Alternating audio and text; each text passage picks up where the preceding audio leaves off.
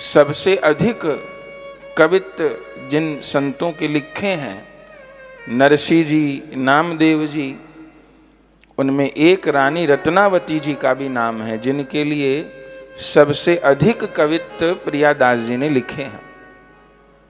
तो नाभा गोस्वामी जी ने क्या कहा? बोले पृथ्वीराज निप कुल वधू भक्त भूप रत्नावती। सीधा रत्नावती जी का नाम न लेकर क्या कहा कि मैं उन आमेर की रानी को प्रणाम करता हूं जो कि पृथ्वीराज कछवाहा की कुल वधू हुई। अभी सुना आपने, पृथ्वीराज जी के पुत्र भारमल, उनके पुत्र भगवान दास, और भगवान दास कछवाहा के छोटे पुत्र माधव सिंह, उनकी धर्मपत्नी थी। बोले पृथ्वीराज क्यों कहा? बोले जो पृथ्वीराज कछवाहा थे वे महान भक्त थे, और सबसे बड़ी बात उनकी धर्मपत्नी जिनका नाम बालाबाई था, वे भी महान भक्त थी। उनके चरित्र में भक्तमाल जी में लिखा है कि वो पृथ्वीराज जी पहले किसी तांत्रिक के चक्कर में पड़ गए, और वो तांत्रिक उल्टे सीधे काम उनको बताता रहता था। ये कर लो तुम्हारा राज्य बढ़ जाएगा, ये कर लो तुम्हारा ये हो जाएगा। वो बड़ा मानते थे उस तांत्रिक को। वो वहीं आमेर में नीचे कहीं रहता था जंगल में। लेकिन उनकी जो धर्मपत्नी थी अपूर्व दे, बालाबाई जिनको कहा जाता है, वो पहले से ही जयपुर के संत गलता गादी के श्री कृष्णदास पयहारी जी, उनकी शिष्या थी। वो विवाह से पहले ही वो शिष्य थी उनकी, कृष्णदास पयहारी जी महाराज की। तो वो तो वैष्णव थी। अब उनको लगता था कि ये मेरे पतिदेव किन चक्करों में पड़ गए तंत्र मंत्र के, आए दिन उस तांत्रिक के पास बैठे रहते हैं, वो तो गलत लोग होते हैं। वो समझाती थी, लेकिन राजा समझते नहीं थे। राजा चाहता था मेरी रानी भी उसी तांत्रिक के पास चले। वो तांत्रिक कहता था मैं ऐसा जादुई मंत्र दूंगा, दोनों पति पत्नी करोगे तो पूरा राजस्थान तुम्हारे बस में हो जाएगा। ऐसे वो बातें बोलता रहता था। रानी को पता था कि वो झूठा है, तो राजा चाहता था कि रानी मेरे साथ चले उस तांत्रिक के पास, अपने गुरु का त्याग कर दे। रानी को पता था वो तांत्रिक झूठा है, मेरे गुरुदेव तो वैष्णव गुरु हैं, श्री कृष्णदास पयहारी जी, बड़ा निर्मल उनका चरित्र है, साक्षात शत्रुघ्न जी के अवतार हैं कृष्णदास पयहारी जी महाराज। रानी चाहती थी कि मेरे पति भी उस तांत्रिक को छोड़ करके वैष्णव बन जाए, तो इस बात को लेके खींचातान थी। फिर एक बार रानी ने अपने गुरुदेव को ही स्मरण किया, कृष्णदास पयहारी जी को, और कहा कि आप पधारो महाराज, और उस तांत्रिक का भी उद्धार करो, और उस तांत्रिक के चंगुल से मेरे पति को भी छुड़ाओ। तब कृपा करके एक बार स्वयं ही कृष्णदास पयहारी जी महाराज पधारे थे। वो चरित्र अपने को नहीं कहना, जितने अंश में यहाँ जरूरत है उतना कहना है। तब उस तांत्रिक का भी उद्धार किया, और जब पृथ्वीराज जी ने कृष्णदास पयहारी जी का सत्संग किया, तब उनको महिमा पता चली कि संत कहते किसको है, सत्संग कहते किसको हैं, तब उनको पता चला। और फिर क्या हुआ? फिर तो उन पे उन वैष्णव गुरु का ऐसा रंग चढ़ा श्री कृष्णदास पयहारी जी का कि वो सब तंत्र मंत्र को भूल गए, और रानी से भी ज्यादा भगत श्री कृष्णदास पयहारी जी के हो गए, परम भक्त हो गए। रानी तो बड़ी प्रसन्न हो गई कि मेरे पति वैष्णव बन गए। अब तो ऐसी उन पे खुमारी चढ़ी भक्ति की कि रात दिन अपने गुरुदेव के चिंतन में ही रहते, गुरुदेव को बुला लेते, गलता जी तो पास ही हैं, और उनको महल में विराजते और कहते महाराज आप यहाँ रहिए, मुझे सेवा का अवसर दीजिए, सत्संग करिए। गुरुदेव भी प्रेम में अधीन हो गए राजा के, आ जाते, सत्संग होता। एक बार गुरुदेव द्वारिका जी की यात्रा को जाने लगे। पृथ्वीराज का नियम था कि मुझे प्रतिदिन गुरुदेव का दर्शन करना है, उनका चरणामृत लेना है, सेवा करनी है। अब जब पता चला कि गुरुदेव द्वारिका जी की यात्रा पुराने समय में पैदल यात्रा होती थी, तब राजा ने गुरुदेव से कहा कि गुरुदेव मैं भी साथ चलूंगा आपके, मुझे भी साथ ले चलिए द्वारिका यात्रा में। गुरु जी ने कहा ठीक है, तुम भी चलो। तो अगले दिन जाना था, राजा ने सब तैयारी कर ली। अब गुरुजी पैदल चलेंगे नंगे पांव, तो राजा कोई रथ पे तो बैठ के चलेगा नहीं, राजा भी पैदल चलेगा। इधर जो मंत्री थे आमेर के, उनको पता चला कि राजा साहब तो सवेरे द्वारिका जाने की तैयारी कर रहे हैं। मंत्री को लगा कि यदि राजा चले गए तो एक तो यही नहीं पता कि कितने महीने में यात्रा लौटेगी, दूसरा मेरे राजा वैसे ही गुरुजी के प्रेम में पागल हैं, 2, 4, 6 महीने और साधुओं के संग रह लिए तो लगता नहीं है लौटेंगे तो बाबा जी ही बन जाएंगे। तो मंत्री को चिंता हुई। राजा से तो उसने कुछ नहीं कहा, गुरुजी से जाके मिला, रात को प्रणाम किया। उन्होंने कहा कहो। मंत्री ने कहा महाराज मैं राजा साहब का छोटा सा सेवक हूं, मंत्री हूं। बोले कहो। बोले राजा साहब कल आपके साथ द्वारिका जी जा रहे हैं। बोले हाँ कह तो रहे हैं। बोले महाराज यदि वो आपके साथ द्वारिका जी चले गए ना, मुझे तो कोई बात नहीं, हम तो सेवा करेंगे, लेकिन उनके द्वारा यहाँ पर बहुत साधु सेवा और सत्संग होता है, यदि वो चले गए तो यहाँ आमेर में जो साधु सेवा सत्संग चलता है वो रुक जाएगा। राजा साहब के आने से तो इतना सब रहता है। उसको पता था गुरुजी को कौन सी बात लगेगी। जब ये कहा, बिहारी जी ने कहा यहाँ साधु सेवा रुक जाएगी। बोले बिल्कुल रुक जाएगी, राजा ही तो सबका सम्मान करते हैं, राजा के कारण संत लोग आते रहते हैं जब से वो वैष्णव बने। ठीक है। अगले दिन सुबह जब राजा चलने को तैयार हुए, गुरुजी ने रोक दिया। राजा ने कहा गुरुदेव ऐसा क्यों करते हैं? बोले नहीं, तुमको नहीं जाना, तुम यहीं रहो। राजा ने कहा महाराज मुझे तो द्वारिकाधीश के दर्शन की बड़ी इच्छा थी, गोमती गंगा में मेरा स्नान का मन था, और उससे भी बड़ी बात यह है कि मेरे तप्त मुद्रा नहीं लगी हैं। श्री संप्रदाय में, श्री रामानंद संप्रदाय में एक पुरानी रीति है संतों की, अब तो बहुत कम ही स्थानों पे ऐसा होता है, तप्त मुद्रा लगती थी।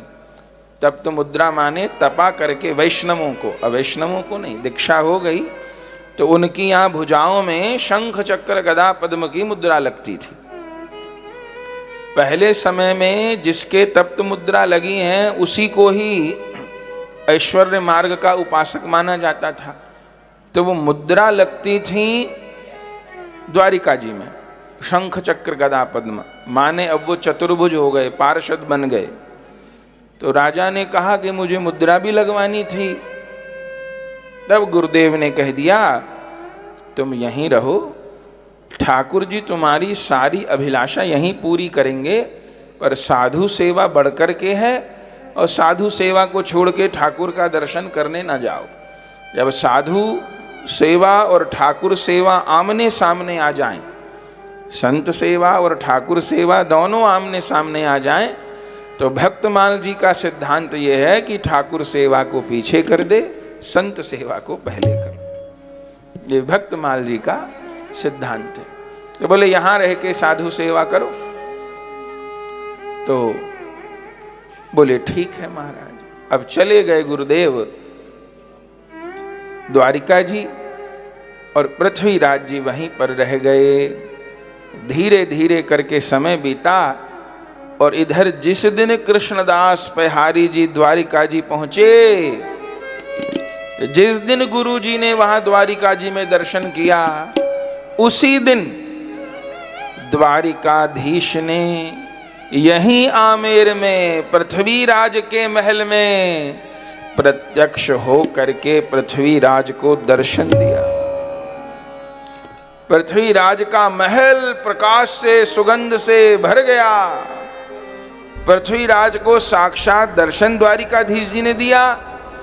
पृथ्वीराज की इच्छा थी कि मैं गोमती में स्नान करूं, द्वारिका जी में गोमती गंगा स्नान होता है, तो ठाकुर जी वहीं महल में गोमती गंगा प्रकट कर दिए।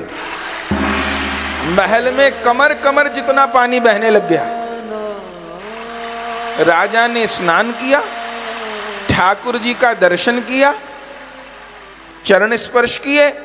फिर तीसरी इच्छा थी कि तप्त मुद्रा लगे, तो ठाकुर जी स्वयं, द्वारिकाधीश तो शंख चक्र गदा पद्म धारण करते हैं ना, तो ठाकुर जी स्वयं राजा के यहां भुजाओं पे शंख चक्र गदा पद्म चिन्ह दे दिए, मुद्रा लगा दिए। और ज्यों राजा सवेरे उठे, दर्शन के आनंद में विभोर, सारा शरीर जल से भीग रहा था। द्वारिकाधीश की छवि आंखों में बसी थी और चिन्ह तप्त मुद्राओं के भुजाओं पे अंकित थे। विभोर हो गया, महल में जली जल हो रहा। रानी आई और जो देखा राजा को चरणों में प्रणाम किया। धन्य है मेरे पति, तो धन्य है, ये तो कहां पहुंच गए। और बाद में फिर जब यात्रा करके गुरुदेव लौटे और जब उन्होंने देखा कि पृथ्वीराज के तो चिन्ह प्रकट हो गए, तो हृदय से लगा लिया और कहा तुम पर पूरी कृपा हो गई द्वारिकाधीश भगवान की, यहीं संत सेवा करते में पूरी कृपा हो गई। तो पृथ्वीराज जी को घर बैठे दर्शन हो गया। अब उनकी धर्म पत्नी बालाबाई, फिर गुरुजी आए, आते रहते थे। एक बार गुरुजी की यात्रा हुई बद्रीनाथ जी की, वे तो भ्रमण करते रहते थे। राजा ने इस बार भी कहा, तो गुरुदेव ने कहा ठीक है इस बार चलो। तो राजा साहब, गुरुदेव को दूसरे मार्ग से जाना था, राजा साहब अपने लाभ लश्कर के साथ बद्रीनाथ जी जाने को तैयार हुए। इधर जो रानी थी अपूर्व दे, तब तक उनका नाम था, तो उन्होंने राजा को कहा कि महाराज मुझे भी ले लो, मैं भी कभी बद्रीनाथ जी नहीं गई। राजा को मन में पता नहीं क्या आया, उस समय इतनी सहज भी नहीं थी बद्रीनाथ जी की यात्रा, आज जैसी तो थी नहीं, बड़ी कठिन यात्राएं थी। तो राजा ने कहा वो इतनी यात्रा सहज नहीं है और लश्कर में एक भी स्त्री नहीं है, बियाबान है, संकट भी हो सकता है, आक्रमण भी हो सकता है, तो स्त्री का जाना ठीक नहीं है, तुम यहाँ रहो, फिर कभी देखेंगे, बद्रीनाथ जाने का हट न करो। तो राजा ने रानी को मना कर दिया। अब रानी ने दोबारा कहा नहीं, राजा साहब चले गए। तो अपूर्व देह जो रानी थी वो रह गई। अब मन में क्या सोच रही, हे गुरुदेव, जब आप मेरे पति को घर बैठे द्वारिकानाथ का दर्शन करा सकते हो, तो मैं तो इनसे बहुत पहले दीक्षित थी, पीहर में ही दीक्षित हो गई थी, तो जैसे इनको द्वारिकानाथ का दर्शन कराया, मुझे बद्रीनाथ का करवा दो, ऐसा कहा। गुरुदेव समर्थ थे, कृपा किए। जिस दिन राजा बद्रीनाथ जी पहुंचे यात्रा करते करते, उसी दिन भाव राज्य में रानी भी बद्रीनाथ पहुंच गई। और क्या हुआ कि मंदिर में भीड़ थी, राजा पीछे खड़े थे और रानी आगे खड़ी थी। शरीर से नहीं गई, शरीर से आमेरी थी, रानी आगे खड़ी थी। अब राजा को तो स्वप्न में भी नहीं लगे कि भाई रानी यहां आ सकती है, वो तो मना कराए थे, वहां खड़ी थी, वो पीठ थी और आगे खड़ी थी बिल्कुल राजा के। तो राजा को पीछे से लगा कि ये तो कोई पहचानी पहचानी लगती है, पर फिर एक बार तो उनके मन में आया कि आगे से देखो, पर उनको लगा कि नहीं कोई और होगी, वो आगे खड़ी थी। तो राजा ने क्या कहा, बाई किनारे पे हो जाओ। राजस्थान में बहन को बाई बोलते हैं, बोले बाई किनारे पे हो जाओ, दर्शन करना है। बस जैसे कहा बाई किनारे पे हो जाओ, वो किनारे पर हो गई। राजा ने अच्छे से दर्शन कर लिया और करके फिर वो लौटे। जब लौटे और अपनी पत्नी को सब वृतांत सुनाया, तब उनकी धर्म पत्नी ने कहा महाराज मुझे नहीं ले गए, कोई बात नहीं। जैसे आपको गुरु कृपा से घर बैठे द्वारिका नाथ का दर्शन हुआ था, ऐसे मुझे घर बैठे गुरुदेव ने बद्रीनाथ का दर्शन कराया। बोले तुमने कैसे किया, क्या प्रमाण है? तब रानी ने कहा जो आपके आगे वहां मंदिर में खड़ी हुई थी वो मैं ही थी, जिसे आपने कहा कि बाई हट जाओ। बलिहारी। बोले तुम थी वो? तब तो राजा को ध्यान आ गया, चौंक गए, संदेह तो उनको था। बोले तुम थी? बोले हाँ मैं थी, आपके आगे खड़े होकर दर्शन कर रही थी बद्रीनाथ भगवान का। आपने मुझे कहा बाई हट जाओ। बोले हाँ कहा था। तो रानी ने राजा को कहा देखो अब ठाकुर जी के आगे मुझे बाई बोल दिया, अब बाई ही बन के रहूं। ये आमेर के राजा की कथा है। आज भी ये कहानी, ये कथा वहां गाई जाती है, बालाबाई की। बोले ठाकुर जी के आगे मुझे बाई बोला है, अब मैं बाई ही बन करके रहूंगी। और तब उनका नाम हो गया बालाबाई, बलिहारी। और तब उनका यही भाव रहा, भाव ही पलट गए। पत्नी के प्रति उनका बहन भाव हो गया कि ठाकुर जी के आगे बहन बोल दिया तो अब बहन का ही भाव रहेगा। तो ऐसे प्रतापी ये राजा हुए पृथ्वीराज जी और उनकी धर्मपत्नी बालाबाई। रत्नावती जी के चरित्र में कहना रत्नावती जी का चरित्र है, और प्रारंभ कहां से कर रहे हैं? पृथ्वीराज निप कुल वधु भक्त भूप रत्नावती। पृथ्वीराज निप कुल वधु भक्त भूप रत्नावती। सीधे नहीं कह सकते कि भक्त भूप रत्नावती, बोले सीधे नहीं। क्यों? बोले भक्त के संबंध से पुकारने में ज्यादा महिमा होती है। जैसे राजा बलि का चरित्र आपने भागवत जी में सुना, तो राजा बलि ने सीधे भक्ति की, सीधे भगवान ने स्वीकारा, लेकिन भगवान ने प्रहलाद जी को याद किया, अरे तुम प्रहलाद जी के पोते हो। और जिस समय वामन भगवान ने तीसरा चरण राजा बलि के सिर पे रखा, भागवत जी में लिखा है प्रहलाद जी प्रकट हो गए उस समय, जबकि प्रहलाद जी का शरीर छूट चुका था, वो भगवत धाम जा चुके थे। प्रहलाद जी प्रकट हो गए। भगवान ने कहा प्रहलाद जी आप कैसे प्रकट हुए? प्रहलाद जी ने कहा महाराज मुझे तो लगता था मेरे वंश में कोई भक्त जन्म लेगा कि नहीं लेगा, लेकिन ये मेरा पोता तो मेरे से भी बहुत आगे निकल गया। बोले कैसे?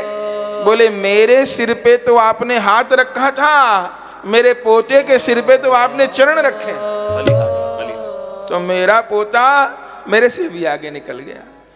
तो भगवान राजा बलि को कहे कि अब तुम सुतल लोक में रहोगे अपने दादा के साथ। आज तक राजा बलि सुतल लोक में अपने दादा प्रहलाद जी के साथ रहते हैं, सत्संग करते हैं। अगले मनवंतर में चूंकि उन्होंने इंद्र बनना चाहा था, तो अगले मनवंतर में वो इंद्र बनेंगे, उसके बाद उनको भगवत सेवा की प्राप्ति होगी, ऐसा वर्णन है पुराणों में। तो भक्त संबंध से स्मरण किया जाता है। जैसे ध्रुव जी को हम लोग याद करते हैं तो पहले ध्रुव जी की मैया को याद करते हैं, ऐसे मां के पुत्र। तो यहां नाभा जी ने भी यही किया। क्या कहा? पृथ्वीराज निप कुल वधु, माने ये जताया कि ऐसे राजा रानी के वंश में तो ऐसी बहू आनी ही थी। भक्ति का प्रताप होता है। आप सब जो यहाँ बैठ करके सत्संग कर रहे हैं, अपने घर द्वार को छोड़ करके, तो आपको जरूर अपने बड़ों से अच्छे संस्कार मिले होंगे, माँ बाप से, दादा दादी से, गुरुजनों का संग मिला होगा। न तो आदमी अपनी घर की सुविधा छोड़ के क्यों जाए। बिंदु जी बोलते हैं सवेरे, महाराज इन भैया को आधा घंटा कथा देर कर लो, पौना घंटा देर कर लो। क्यों? बोले सब लोग नहा नहीं पा रहे, ठंड है तो उतना गर्म जल हो नहीं पाता, तो सब लोग धीरे धीरे नहाते हैं। अब तो प्रसाद भी यहीं हो रहा है, कथा भी यहीं हो रही है, बैठना उठना भी यहीं है, विश्राम भी यही है, विश्राम भी यहीं है। तो हमने कहा कोई बात नहीं, घर में बैठे, जब जैसे सुविधा हो, समय को आगे पीछे करने में कोई समस्या नहीं। तो आदमी घर की सुविधा छोड़ करके क्यों आएगा? ये तभी होता है कि जब बड़ों से कोई संस्कार मिले हैं, हमको आपको अच्छे पूर्वज मिले, अच्छे माता पिता, पवित्र कुल में जन्म हुआ। किसी को भी भक्ति दो ही कारणों से मिलती है, या तो उसको अपने वंश से मिलती है और या उसको गुरु परंपरा से मिलती है। जो भी महान बनता है, जिसका भी जीवन पवित्र होता है, एक भी हो तो काम बनता है, और दोनों हो जाएं तब तो बहुत बड़ी बात है। तो रत्नावती उनको कह रहे हैं पृथ्वीराज निपकुल वधू। ऐसे पृथ्वीराज के वंश में ऐसे बालाबाई रत्नावती जी की परदादी सास लगती थी। उनके यहाँ कौन बहू आई? बोले भक्त भूप रत्नावती। नाभाजी ने रत्नावती को भक्त नहीं, भक्त भूप कहा है, भक्तों में राजा। बोले भक्त भूप कौन? जैसे अभी गिरिराज जी के लिए आज सुना ना कि गिरिराज जी के लिए भागवत जी में लिखा हरिदास वर्य, हरिदासों में श्रेष्ठ। तो हरिदासों में श्रेष्ठ कौन? बोले जो हरि की सेवा करे, हरि का भजन करे, वो हरिदास।